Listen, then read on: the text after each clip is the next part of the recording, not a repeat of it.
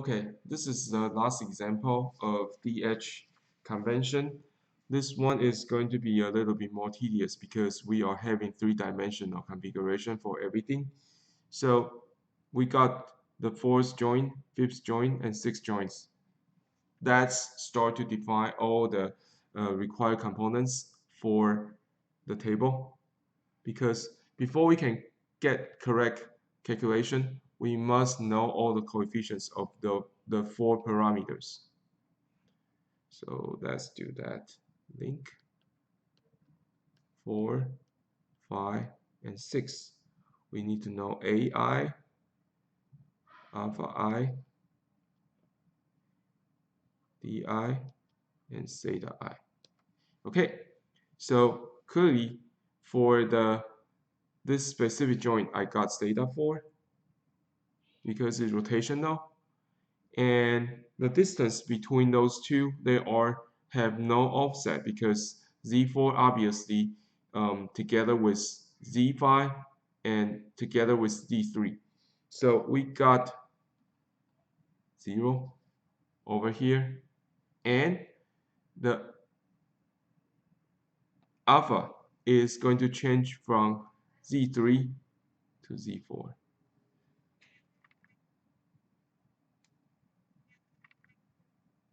Then this is going to be negative 90 degree. A over here, since they are on the same joint, so it's going to be 0. From z4 to z5, or the fourth coordinate to fifth coordinate, again, the distance is 0 because they are attached to the same position. So it's going to be 0. And it's going to rotate about the z-axis. That is going to be zeta 5. And the angle in this case, because we are rotating from this direction to this direction, so it's going to be 90 degree. The A in this case is 0 as well. So because they are attached to the same thing, and x4 and x5, they are not shifted. So it's 0 over here. Now, between this coordinate and this coordinate over here, we are having a distance that is going to be d6. And we are having zeta 6, but the z-axis is going to be the same because this one must be z6 since it's rotated about this direction, so z6 must be this direction, which means the alpha is going to be 0 since they are not twisted and they have nothing shifted along x-axis, so this part over here is going to be 0 as well. So let's start doing that. This time we have two identity, which is A and D. So what we really want to do is cosine theta 4, negative sine theta 4, sine theta 4, cosine theta 4, 0, 0, 1, 0, 0, and 3 zeros over here. And this is going to be 0, 0, 0, and 1. That is my first configuration. The second one over here is going to be identity because it's corresponding to D matrix, and we have 0 over here, so this one must be identity. Then the third one is going to corresponding to A component, and this is 0. So it means that this configuration over here are I matrix. So I'm not going to write down those two. They can just treat them as like one constant when you are doing the calculation. But over here, the alpha, another rotation needs to be identified. Let's fill in all the 1, 1, 0, 0, and 1 over here. Now, you can do the cosine alpha, sine alpha thing when you are doing the calculation, or you can just project it, everything onto this one. But since it's rotated about x-axis, so clearly, let's put a dash line over here. We got 1 over here and 0, 0 over here. Now, if you go back and look at what's going on over here, Z4 is going to be aligned correctly along the OY direction, which is over here. If you follow your right-hand rule, you're going to find your Y direction is going to be aligned onto the OZ direction. So we got -1 over here. So if we combine everything, we are going to have cosine theta 4, sine theta 4, 0, 0, negative sine theta 4, cosine theta 4, 0, 0, and this is going to be 0. Oh, I'm sorry, this one is wrong. So if we cross product or multiply those two things together, you are going to have cosine theta 4, sine theta 4, 0, 0, and this one over here is going to be 0, 0, -1, and it is going to be negative sine theta 4, cosine theta 4, 0, 0, and this one over here is going to be 0, 0, 0, 1. So this is going to be my coordinate transformation from frame 3 to frame 4.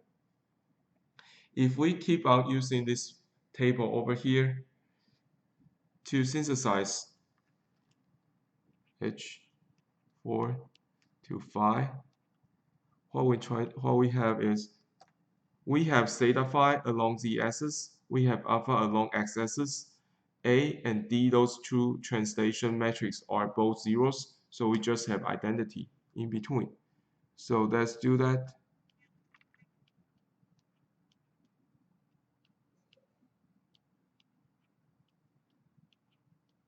The translation matrix along z-axis is going to be something like this.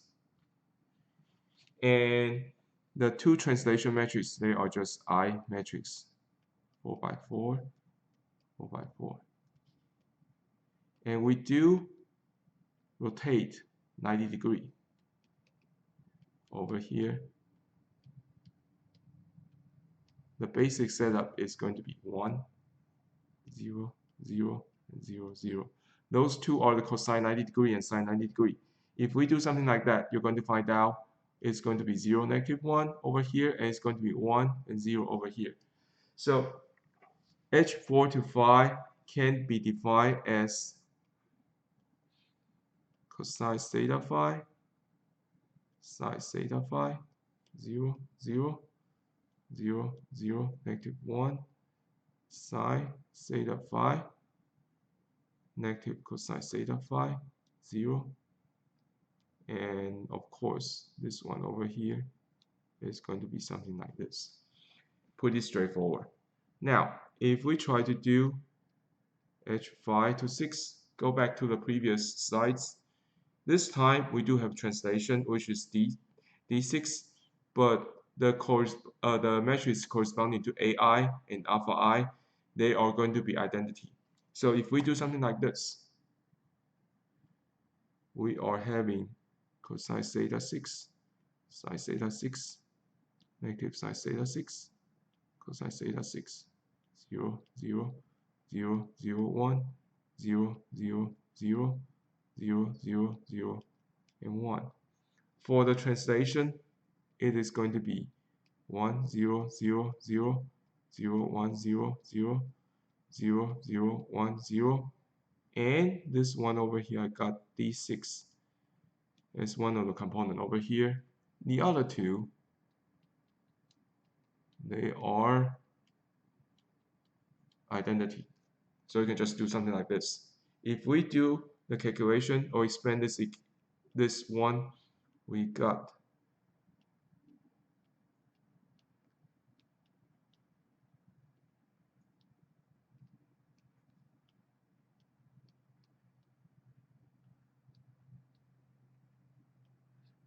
okay. So this is my H5 to 6.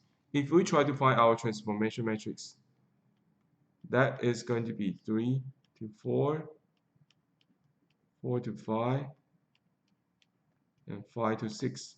Multiply all of them together, That is going to be the translation matrix from frame 3 to frame 6. This is something you guys will need to take a practice, and we are going to have a quiz on this transformation, and I'm going to have some assignment to you as well. So please finish those practice and return everything in time.